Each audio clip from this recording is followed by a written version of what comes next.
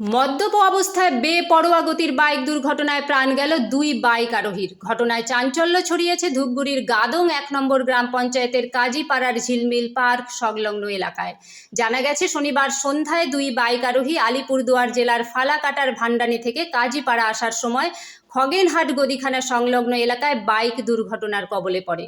ঘটনাস্থলেই দুই বাইক আরোহীর মৃত্যু হয়েছে বলে জানা গেছে। মৃত দুই বাইক আরোহীর নাম সুজয় দেবনাথ, বয়স 23 এবং তাপস দেবনাথ, বয়স 27। তাদের দুজনেরই বাড়ি ধূপগুড়ি থানার অন্তর্গত কাজীপাড়া এলাকায়। ঘটনার সময় বিকট আওয়াজ শুনে স্থানীয়রা ছুটে আসে এবং থানায় খবর দেয়। তবে কিভাবে ঘটনা ঘটেছে প্রত্যক্ষদর্শী না থাকায় দুর্ঘটনার কারণ জানা যায়নি। ঘটনার খবর পেয়ে ছুটে আসে বীরপাড়া থানার পুলিশ মৃতদেহ দুটি উদ্ধার করে থানায় নিয়ে যায়। পুলিশ সূত্রে জানা গেছে, মৃতদেহ দুটি ময়না তদন্তের জন্য আলিপুরদুয়ার জেলা হাসপাতালে পাঠানো হবে। ঘটনায় শোকের ছায়া নেমে এসেছে কাজীপাড়ায়।